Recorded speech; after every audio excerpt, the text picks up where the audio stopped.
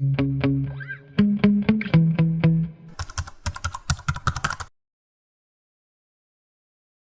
to the Finance Story, and I'm your host and presenter, Vishal Krishna. We've been covering a lot of impactful stories in finance, but we want to know, why isn't there an Indian firm at a global scale, like the Big Four that we always hear about? Talking to me about this and much more is Pallavi Dinodia, of course, who's been with the accounting firm S R Dinodia for 19 years, and she's also the partner there. She takes care of international tax and transfer pricing. So, Pallavi, welcome back again to the Finance Story. How are you? Thank you, Vishal. Thank you for having me back again. It's always a pleasure speaking with you. No, thank you so much. I'm talking about accounting firms on a global scale. Why don't we have something like a Big Four globally? Should there be a government intervention and a task force? I think that Indian firms are going global. If you traditionally look at the Big Four, they have come from economies that are far more developed than we were. Yes. So in my view really is that in India's run up to independence or in post-independence, we still have a lot of CAs who were first generation CAs in the 1950s when our institute was set up. And now, I'm a third generation CA, right? So there are many like me who are now third generations. We are, in our 40s, some in our 50s, some even much, much younger than me. Somebody had very nicely put it to me once that, the first generation, needed to sort of put food on the table and they were struggling. So, that was our first generation of CAs where they just sort of established practices for themselves. And then there was the next generation that looked at sustenance, how to make our firm sustainable. And now it is my generation and maybe the generation after me, that is really talking about going global. So you have to give us time, we'll get there. But, I think you'll see more and more Indian firms going global in the next 10 years, with more and more young people coming in who are not worried about sustenance, who are not worried about putting food on the table, and really sort of want to grow and be out there, And today they want quality of life, they want to grow, they want new things. And that's when they have the ability to take that risk. When you don't know where your next meal is going to come from, you don't have you just have to. There's no chance of taking any risk at all. So I agree with you. I agree with you. That is so thoughtful. I want to know one more thing. Should the government intervene in this at all? I think as CAs, we are smart, intelligent people. And I don't know if you know this, but our Honorable Prime Minister, Modi ji, had once said in one of his speeches that I don't want to see only the Big Four in India. I want to see the Big Eight of India, going overseas. I want to see a global firm started in India. And a lot of us are, very enthused with his words and are working towards it. So I don't think intervention is needed. And our institute is actually also really, really thinking about it. There is a special committee that has already been constituted looking at, international networking of firms, how to grow, what to do, what should our new rules be, how do we move with the times, both inbound and outbound. So, the nudge from the Prime Minister and, the work that the institute is doing, I think together, you will see that it will happen in the next few years. Okay. There is something called the joint audit. You have to tell us what it means. Some people believe that the joint audit would allow Indian firms to be the top 8 or whatever. Could you explain that to me, please? So, the large PSUs or banks, when you are a joint, so the system already exists. Let's say that you were an auditor or you were in panel with the CAG and you got an audit of a large bank, right? Typically, a bank has a central statutory auditor. And because of the sheer volume of the banking system or the bank that you are allotted the audit of, there are multiple auditors or joint auditors. So typically it's 2 or 4 joint auditors where the CAG actually puts down various roles saying that, your audit or this firm will do this piece of the audit, X firm will do Y piece of the audit. So the audit is done jointly just because of the sheer volume of that audit. And then it's rotational in the sense that if my firm does piece A this year, I may do piece B next year, and I'm typically appointed for a period or a duration of 3 years or 5 years.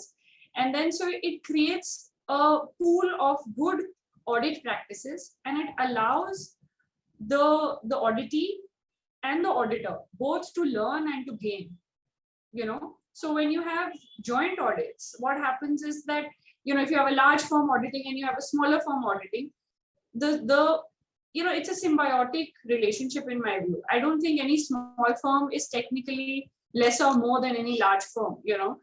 I firmly believe that we are in a intellectual profession, and everybody is equally intelligent based on whatever experiences we have and whatever life has dealt us with.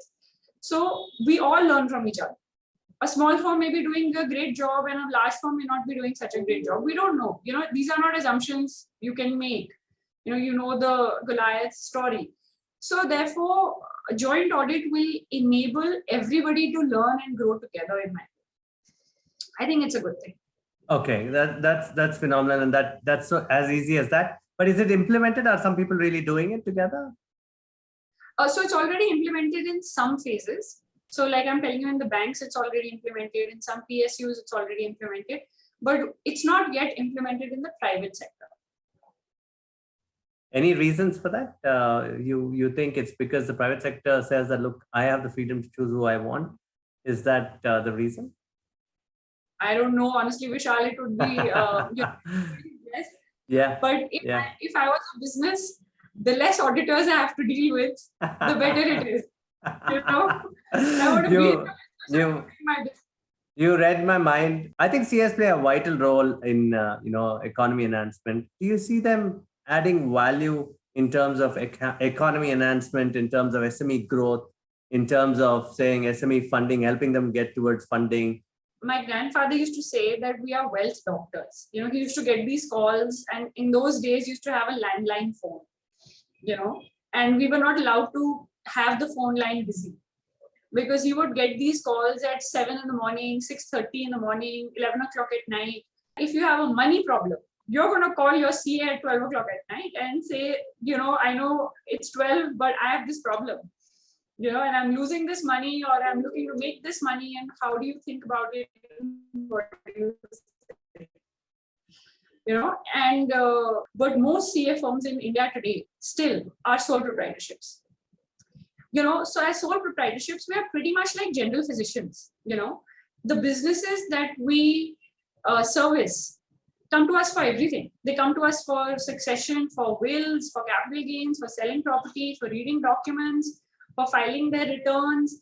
So ultimately, I think most CAs become like an extended part of the business family or the business community, where we can't do without the business and the business can't do without us. My father-in-law till today, he's 78, and still today, even if you have to buy a car, he'll call a CA and say, ki, sir, bacche gaadi kharidne ka soch rahe hain, So I think that these things drive economies, these things drive businesses, because you're in a position of trust, Absolutely. I completely agree with you on that. And I want to talk about technology now. Do you think tech enablement is necessary for a lot of the CA firms, especially the proprietary firms? I have to tell you that I'm not a proprietary firm, and implementation of tech is difficult even for us. I don't think adopting or buying technology is difficult, but I think adapting to technology is difficult, because as human beings, we find it difficult to adapt to change. And, we are used to working in a certain way for a long period of time. We are working all the time. I don't know any CA who says that, I'm free for 1 hour, come have a coffee, unless that's, unless you're on the BD side and that's what you do.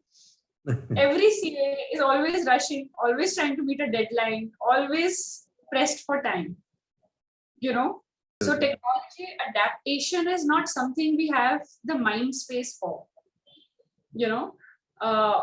One of my seniors, I'm not taking any names of this interview, but he told me very nicely one day that, I have created a technology sort of implementer in my firm, and his firm is, maybe 5-7 times larger than mine.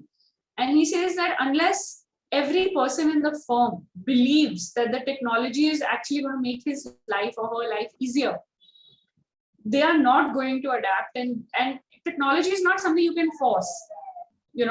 I mean, I can't sitting in my chair say that, okay, all 100 people from tomorrow, this is what you need to do, and this is how you need to clock in, clock out. So I think adaptation requires a shift in mindset, and it has to be made easier. Vishal, there is technology out there, and I know a lot of the large firms that have implemented a lot of technology have been very successful in doing so. But I think for the smaller firms, you need something which is very, very easy, as easy as Excel, as easy as Word. I mean, I don't think we've reached that technology level yet. Absolutely. I completely agree with you. Thank you so much. You've always been so kind to the Finance Story. I'll get in touch with you soon for another topic, but this is brilliant. Thank you. Thank you, Vishal.